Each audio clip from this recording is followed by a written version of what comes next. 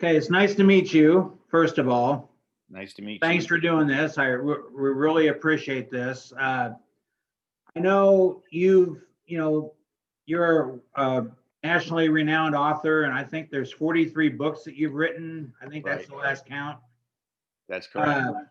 I'm sure the most famous one you probably always get asked about is the Bobby Knight book, A Season on the Brink.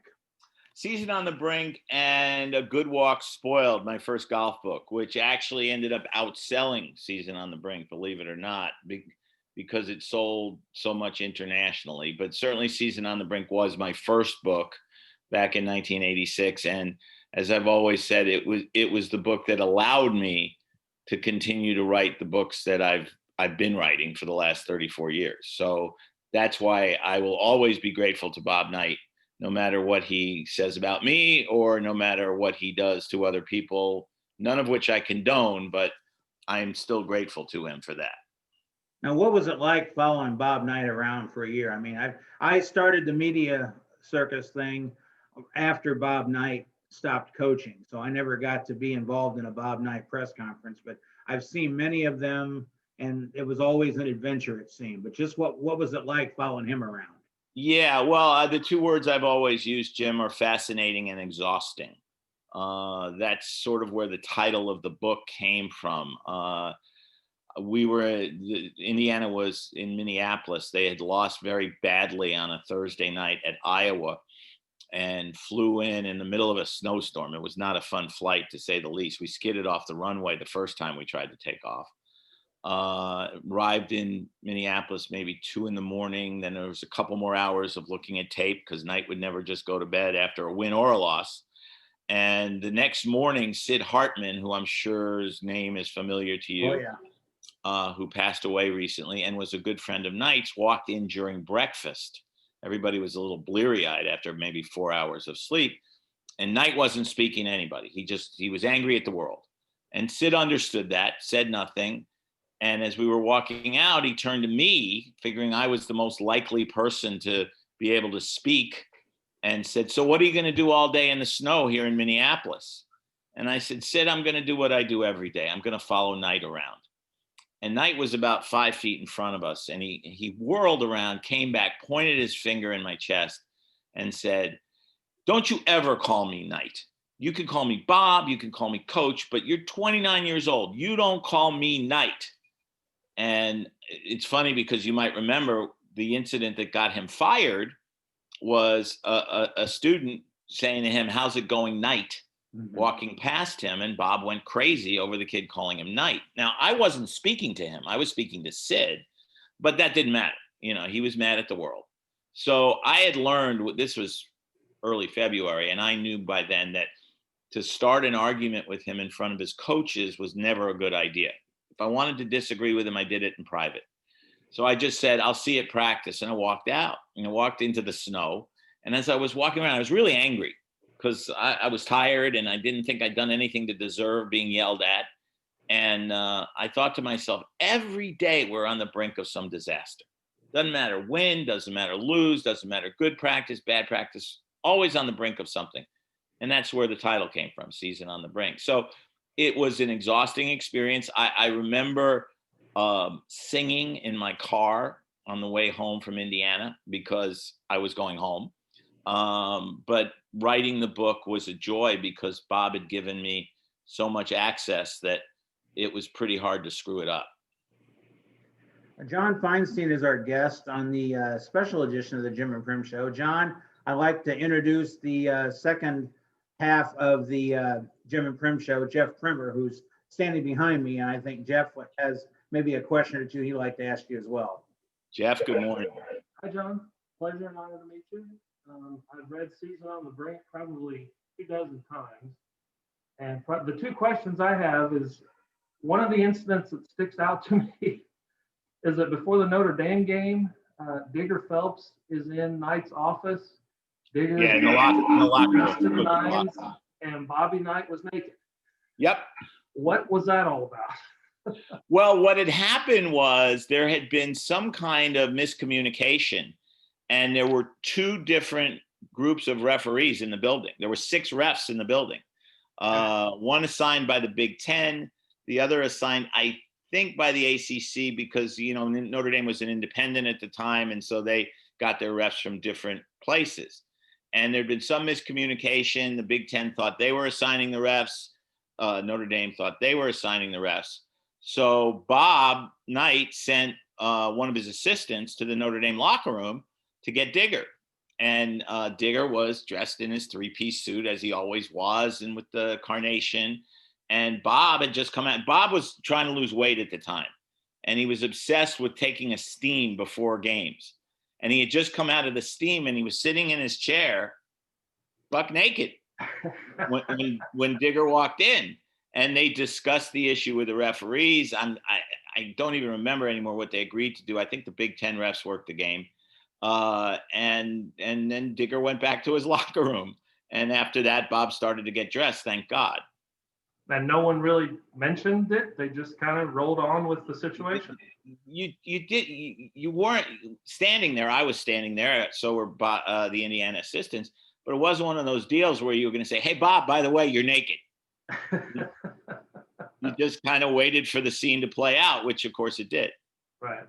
The other question I have is, I have the edition of the book with the extra chapter on the '87 national title. Did you go back to Bloomington for that, or did you just kind of write it on your own? Or well, I was, even though Knight had blasted me when the book came out, I was still close to a lot of the guys there, players and assistant coaches, and kept in touch with them, in part just because they become my friends, but in part because when the book sold the way it did, I was pretty certain my editors were going to want me to do an epilogue, an added epilogue for the paperback version of the book, which was coming out a year later. And so I was able to keep in pretty close touch. If you read that chapter, you'll see that I'm able to describe the scene where he briefly throws Daryl Thomas off the team, right, in good detail, because I had it from, among others, Daryl, what had happened. But I attempted to go back to Bloomington that year to cover a game between Indiana and Iowa. They were ranked, I think, 1 and 4 at the time. And shockingly enough, they couldn't find room for me in the building. I was told by Kit Klingelhofer, who was the SID, who I considered a friend, that there was just no room. And I said, "Look, Kit, don't do this. All this is going to do is sell more books. I know you're acting under orders from Bob, but don't." I said, "I'll sit in your office and watch the game on television. You don't have to give me a seat on press row. I'll watch the game on television and then go down to the locker rooms when the game's over." And Kit said, "Can't do it." And that's when it was obvious that I was banned from the building. And of course, what that led to was NBC, which was televising the game, interviewing me at halftime. And because I went to a different game that day. I went to see North Carolina play Clemson. They were 1st and 2nd in the ACC. And the funny thing was, after the game, Dean Smith came in and looked at me and said, "John, you're always welcome at the University of North Carolina," which was kind of funny given that I'm a Duke graduate. And I always got along great with Dean. But Ahmad Rashad interviewed me, and at one point he said to me, "John, Coach Knight has called you a pimp and a whore. How do you respond to that?" And I said, "Well, I wish he'd make up his mind so I know how to dress in the morning." And Dan Dockich later told me that even Knight, when he looked at the interview, conceded that that was a pretty good line. So it worked out fine for me, being banned in Bloomington. But I did write the chapter mostly from talking to players and coaches who were still on that '87 championship team. Okay. It's a shame he feels that way because, I live in Champaign, Illinois. I'm an Illini fan. Always used to hate Bob Knight. I actually became a fan of his after reading the book. For all the crap that he did and all the negative, you could really get a sense that, this is a good guy deep down, and he cares about his kids. And I actually became a fan of his. Well, in my basement, I have a couple of boxes of letters because, of course, when the book came out, people still wrote letters. There was no email at the time. And I have a couple boxes with, I don't know how many letters from people saying basically the same thing you did. Okay. Many of the letters came from Kentucky fans, and you can imagine how much they hated Knight. And said that, similar to what you said, "Look, I still don't like him. I'm still going to root against him, but I respect him." Right. Because Respect, that's a good word. rules, and he clearly cares about his players, and he's a great coach. I mean, anybody who doesn't say he's a great coach is clearly doesn't know anything about basketball. And that was the overall reaction to the book in Indiana. You know, because remember, Knight's attacking me, and all these loyal Indiana fans were writing to me saying, "Why is he so upset with you? We knew he cursed." I mean, saying Bob Knight curses is like saying the sun's going to rise in the east tomorrow. And that was allegedly his main complaint with the book. That's what he told people publicly. What I really believe is that he thought, even though I had told him, I had said to him when I proposed the book during the year when we spent so much time together, I'd said to him, you know, this book can't be a love letter. This book has to show both sides of you. At one point I said, to write a book about you without the word F blank would be like writing a book about you without the word basketball. People will read it and say, yeah, Knight let Feinstein in the locker room and he wrote him a love letter, so big deal. But if the book shows both sides, all sides of you, then it'll be taken seriously, and then it'll have some meaning. Because I still admired a lot of what he was doing. And he said, oh, yeah, I understand that. I get it. But then when he read it, I don't think he got it. I think it was hard for him to kind of look in the mirror and say, yeah, this is who I am, for better or worse. And I think that's why. Now, he semi-relented as time went by. We started speaking to each other again 8 years later. There was a moment in a hotel in Hawaii where I was walking through the lobby with Gary Williams, the great Maryland coach. Indiana and Maryland were both playing in the Maui tournament. And we ran into Bob and a friend of his, Bob Murray, who put on his clinics for him. And they both stopped, and Bob said, hey, John, hey, Gary, how's it going? Like nothing had ever happened. And we talked for a few minutes. He asked me about becoming a father for the first time, which I had a year earlier, and how that was going. Like we were old pals. And as we walked away, Gary looked at me and he said, after all the names he called you, why would you speak to him? And I said, because he built my house. And since that time, we've blown hot and cold. He was great talking to me when I wrote my book on Red Auerbach, mostly because he loved Red. There are moments when he's refused to speak to me when I've seen him at games. And the last time I saw him in a hotel lobby at the Players Championship, where he was playing in a pro celebrity event, he could not have been more friendly. He acted like we were old pals. And David Cohn, the old Yankees pitcher, was standing with me at the time. He said, what was that about? And I said, I hear he's got a little bit of dementia. I'm sure you guys have heard that he's struggling with his health. Right. And so he remembers who I am, but he's forgotten how much he hates me. Gotcha. One final question. As much of a god as Bobby Knight is in Indiana basketball, here in Illinois, we have Lou Henson. If you're comfortable answering this, what did Coach Knight, honestly feel about Lou Henson? Did he not respect him? Well, it's in the book, so Right. I have no problem answering it. He believed at the time that Illinois, because they were recruiting a lot of players out of Chicago, and at the time, Illinois was dominating in recruiting kids out of Chicago. We didn't get Isaiah Thomas, though. What? No, we didn't get Isaiah Thomas. That was sort of the one breakthrough, and pretty important one. Right.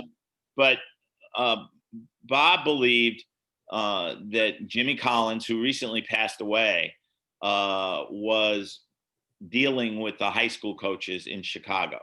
Really? Yeah, he believed that. And in fact, I'm trying to remember there was one high school coach who was sort of the man in Chicago. Bob Hambrick, Sonny Cox. Yeah. Sonny Cox. Was Sonny Cox. Yeah.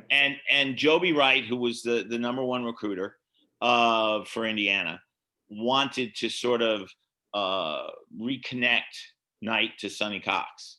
And they actually set up a meeting, drove to Chicago. And when Bob and Joby got to the school, they walked to the door of the gym and it was locked. And they could see through the window Jimmy Collins was in there talking to Sonny Cox. And Knight, there was no evidence he was doing anything other than talking to him, but Knight basically threw a tantrum and stormed out, and that was the end of that. Really?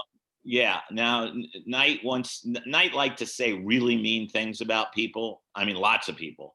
But he once said to me that Lou Henson couldn't coach lions to eat red meat. And this was after Illinois had beaten them by something like 20 one night. And, Lou Henson, you guys know because you're there. There was never a nicer man than Lou Henson. Right. And I remember seeing Lou after the book came out, and Knight had said all those things, and they were in the book. And I said, Coach, I hope you understand. He just put his hands, John, you don't have to explain anything to me. I know who Bob Knight is, and I know how he feels, and I know who I am. I'm comfortable with that. And so he said, it's not a problem. Don't ever worry about it. And I don't want to say Lou and I were good friends because I didn't cover Illinois all that much, but he was never anything but cordial and friendly. Whenever I did make a phone call to him, he called me right back. So let's just say my opinion of Lou Henson's a lot different than Bob Knight's was. Good. Thank you. Sure. John, I know that in a lot of your books and, in your everyday conversation, you talk about your affinity for the Palestra in Philadelphia.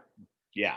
What is so special about that place that makes you want to keep talking about? I know it's in your book, The Game Changers. You've talked about it in the Backroads to March book. Just what about that place makes it so special to you? Well, there are a number of things involved. You have to start with what Philadelphia basketball is. And I live here in Washington, where there's a lot of good college basketball. Maryland, Georgetown, George Washington, George Mason, American Navy, Howard. I mean, there's some really good college basketball here. But the power teams won't play. They won't play one another. They won't play. Georgetown and George Washington years and years ago played twice a year when they were both independents. Now they haven't played. The last time they played, I want to say, was 1976, and it's ridiculous. They're like 3 miles apart, and they've both had some very good basketball teams. I mean, Georgetown obviously won a national championship, was in the Final Four as recently as 2007, and GW has been a very solid program for a lot of years. But Philadelphia, everybody plays. The Big Five teams, even with conference play now being so important, which it wasn't when the Big Five was formed in the 50s, but even Villanova, which is clearly the power, Villanova, Temple, St. Joseph's, LaSalle, and Penn play each other every year. The zenith was when all Big Five games were played in the Palestra. The Palestra opened on January 1st, 1927. It's not the oldest gym in the country. The oldest gym in the country where they played consecutively is Rose Hill at Fordham, followed by Levy and Gym at Harvard. The gym at Northwestern is older, but they didn't start playing basketball there till the 1930s. So the Palestra, it's a perfectly built building. It has 8,700 seats. There's not a bad seat in the place. Everybody's close to the floor. Unlike in a lot of big time buildings, the media still sits on the floor, which of course creates a bias for me that I love being right there. And you feel history when you walk into the building. If you walk around the concourse, the Philadelphia Basketball Hall of Fame is on that concourse. All the photos of all the great coaches and players who played there, and been through there at one time or another. And so you feel that history. And I know this will sound corny, but when I walk in the building, the first thing I do is I walk in the entrance, I go to my right, and on the concourse is a small plaque. And it says very simply, to win the game is great. To play the game is greater. To love the game is the greatest of all. Nobody knows who said it, but it's on that plaque. And I touch the plaque. I go buy a pretzel, and I walk down the ramp to the floor, and I feel like I'm at home. I grew up in New York. I've lived in Washington all my adult life, but as a basketball fan, I'm a Philadelphian. I really am. I've spoken in the last few years at the Coaches versus Cancer lunch that all 5 Big Five coaches plus Zach Spiker, the Drexel coach, attend. and I love being a part of it that way. And it's just, my wife has often said that if I ever disappeared, she would send the police to look for me in the Palestra because she would assume I've moved in there. There are other great buildings in college basketball, many of them. I went to Duke, which with Cameron Indoor Stadium. I love Allen Fieldhouse. I love Hinkle Fieldhouse. But the Palestra is the place for me. It's a wonderful atmosphere. It's a great building, and it has so much history. It's on a college campus? Yes, it's on the Penn campus. Oh, the Penn campus. It's actually Penn's home gym. Okay. But back in the old days, when it was by far the biggest building in the city, in fact, it might still be the biggest college building in the city, because Villanova seats 6,500, St. Joseph's and LaSalle are under 5,000. Temple might have a few more seats, but close. But it was the biggest building in Philadelphia and the best building in Philadelphia. So all the big games were played at the Palestra. I mean, the tradition of Palestra doubleheaders goes way back, where a national team, the first time I was ever in the Palestra was when I was in college. Duke played St. Joseph's in the first game of a Palestra doubleheader, and then Villanova played LaSalle in the second game. And the atmosphere was just, especially for the second game, two Philly teams, was just extraordinary. And I fell in love with the building then. Were you in Washington at the time of the Len Bias death? I was. I actually covered Len Bias. Really? Yeah, I covered Len Bias for 3 years at Maryland. I was the Maryland beat writer his freshman and sophomore years. His junior year, I was the national college writer, but Maryland was very good, so I still covered some Maryland games. I knew Len Bias well. And what was most shocking about his death, besides the shock of it, was he was kind of a mama's boy.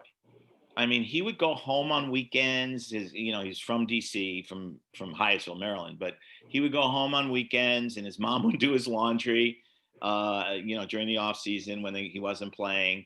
And he was an artist. He was talented. He was soft spoken. He was a wonderful kid. And I was away his senior year because that was the year I was doing Season on the Brink. And I started to hear stories from back home that a lot of people had come into his life who tend to come into the lives of star athletes who are about to become very wealthy. Sure. And that Lefty Driesell was concerned about it. And in fact, during a road trip, they were playing NC State on Thursday, and Len and a couple of his teammates stayed out till 3 or 4 in the morning, and Lefty suspended them for their next game at Clemson. They were traveling from there to Clemson. So there were some signs, but I never thought it was that big a deal. My thought was, okay, he's about to become rich and this is what happens.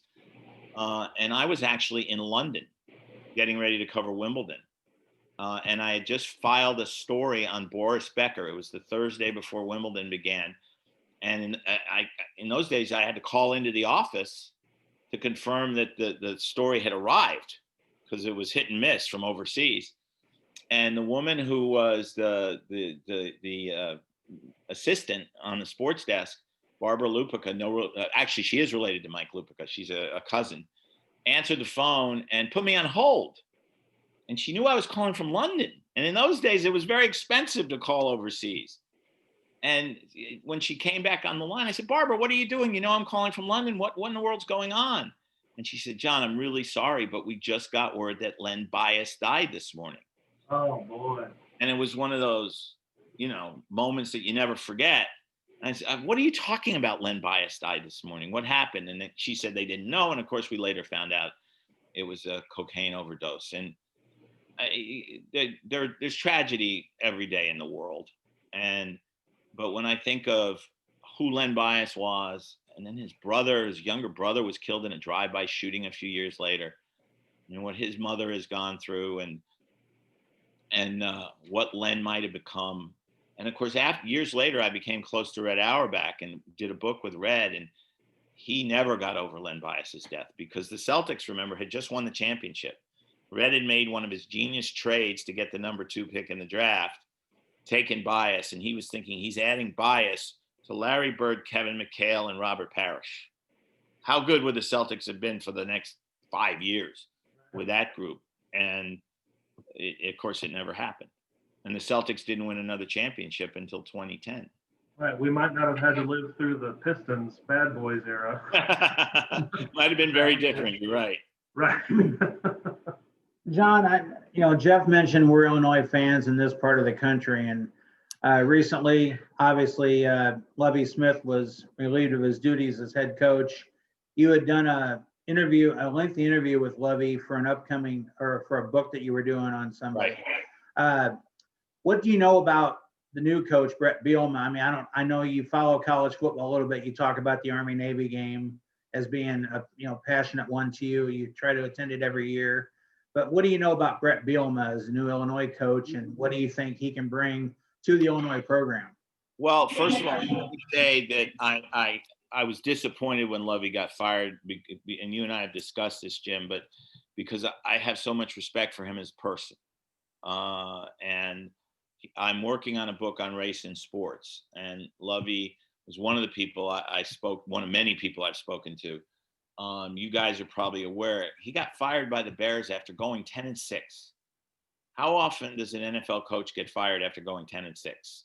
As Lovie said to me when I talked to him, he said, usually you're going in to ask about a contract extension.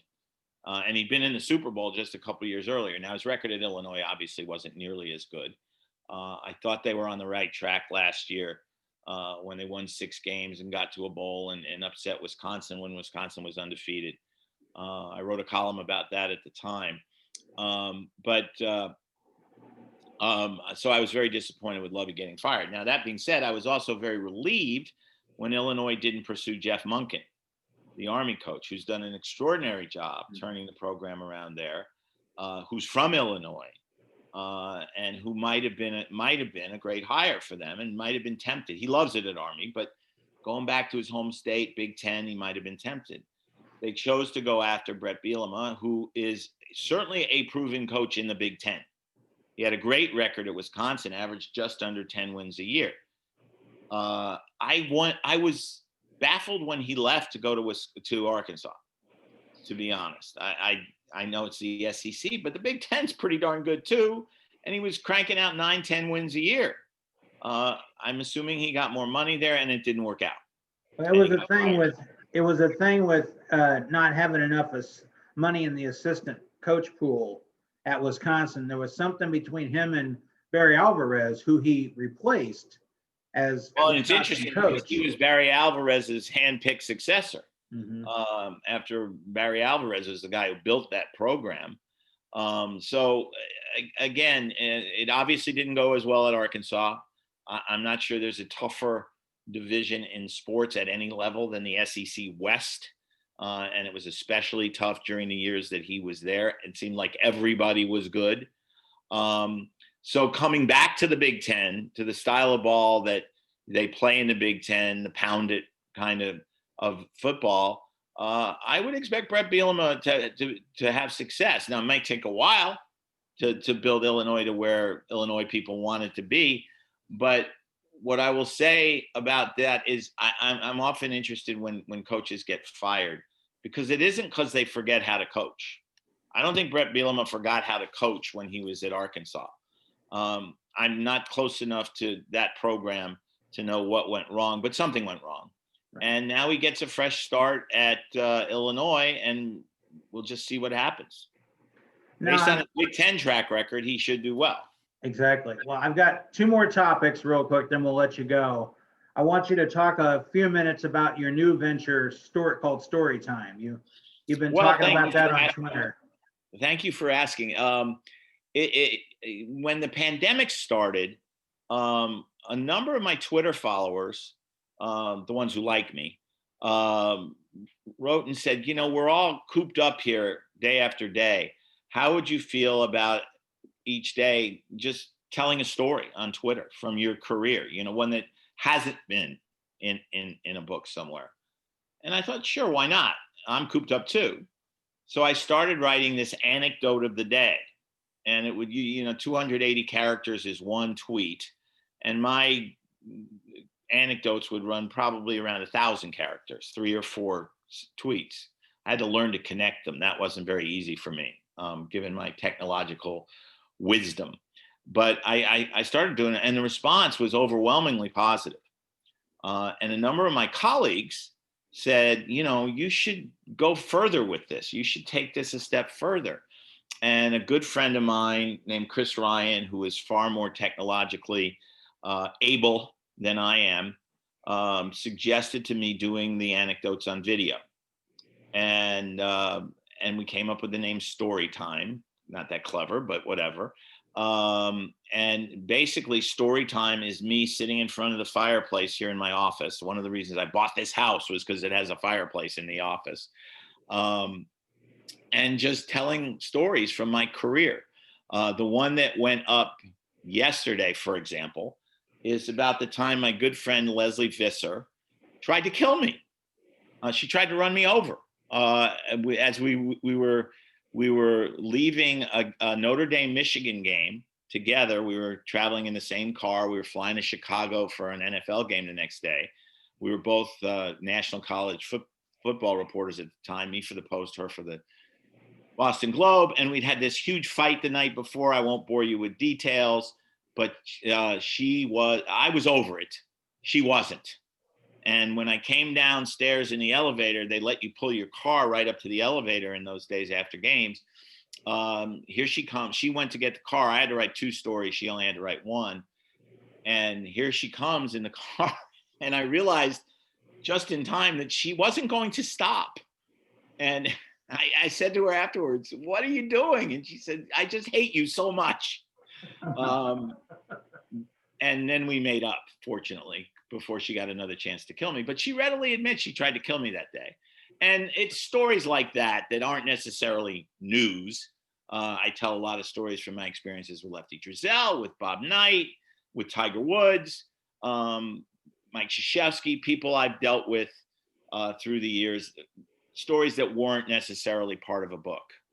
And there are 3, Monday, Wednesday, Friday is when we release them. And we're asking people to pay $2 a month to get Storytime. You can get some added perks for either $5 or $8 a month if you want. But $2 a month, you get 3 a week. And I think they're pretty good. And the reaction to it's been unbelievably positive so far. If people want to get it, they can go to my website, which is jfeinsteinbooks.com, and there's a link to get to Storytime there. Hey, thanks for that plug, John. And I guess thank you for the plug. We'd be remiss if we didn't talk a little bit about Seinfeld, because like us, you're a Seinfeld fanatic, and I just want to maybe get a couple of answers from you on maybe what your favorite Seinfeld episode is, because one of our segments that we do on our podcast each week is we do a Seinfeld segment. So, well, I always start with the episode that's called The Strike, but is the Festivus episode. And we not only do we celebrate Festivus in this house, we have a small statue of Frank Costanza holding the Festivus pole. Oh, nice. That we put with our Christmas stockings on the mantle in the living room. So Festivus is a big deal in our family. The Yada Yada episode, especially with Robert Wagner and Jill St. John as Mickey's parents, it just to me fall down funny. And I think I told you, Jim, that I have a friend named Peter Melman, who was working as a part-timer at the Washington Post when he was young. And he was covering things like duckpin bowling and high school sports. And the stuff he wrote just jumped off the page at you. And Tony Kornheiser and I, who both worked full-time at the paper at the time, went to George Solomon, the sports editor, and said, "You got to hire this kid Melman. Somebody's going to hire him. He's just too good." And George, whose judgment on writers was usually pretty good, whiffed. He said, no, he can't play. He can't play. He's not good enough. Well, Peter left shortly thereafter to become a staff writer on Howard Cosell's magazine show, and then moved to Hollywood to try it as a writer out there, got hired for the Seinfeld staff, and eventually became the executive producer of the show. And let's just say that Peter, who can't play, is now richer than all of us combined. Yeah, I noticed that one of the episodes I was watching last night, his name showed up as the executive producer.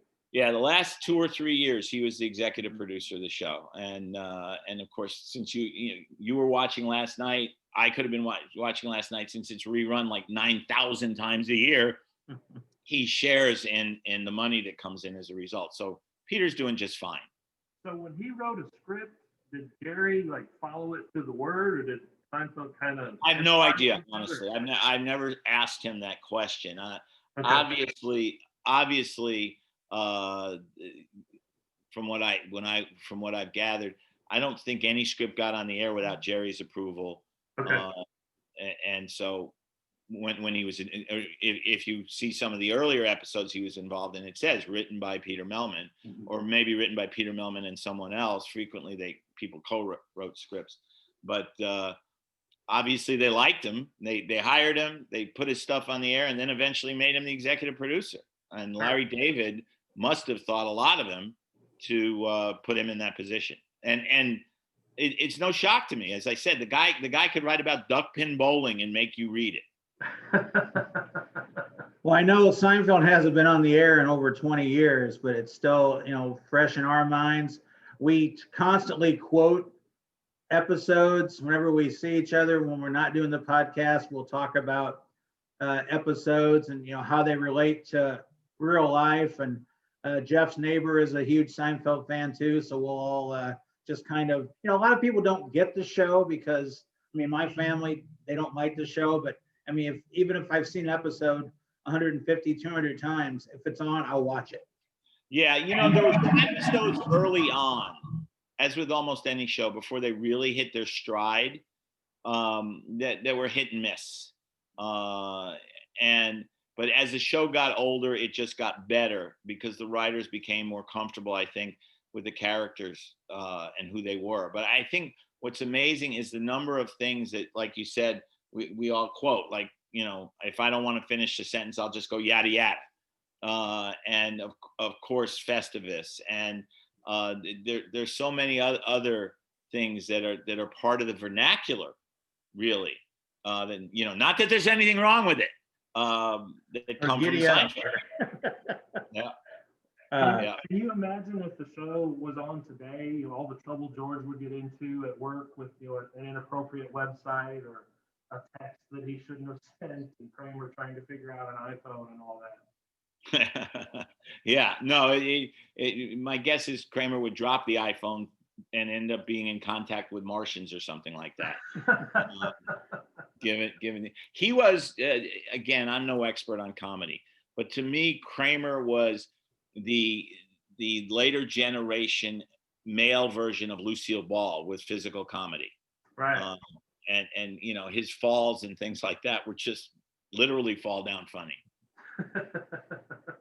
Well, John, this has been a blast covering, a lot of different topics with you. We once again appreciate you coming on, being on the podcast with us.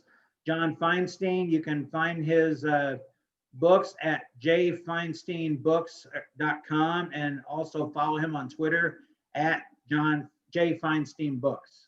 John, it's been a pleasure, and we hope 2021 is a lot better than 2020 is ending up. So, well, it almost has to be better, but let's hope that with a real president coming in 22 days, not that I'm counting down or anything, and with the vaccine starting to get out there, that 2021 will be a lot better for a lot of people than 2020 was, because it's been a tragic year in so many ways. And thanks for having me on. I'm glad we were able to connect. Yeah, thank you. Pleasure to meet you. My pleasure. Thanks, guys. Thanks, Happy John. New Year.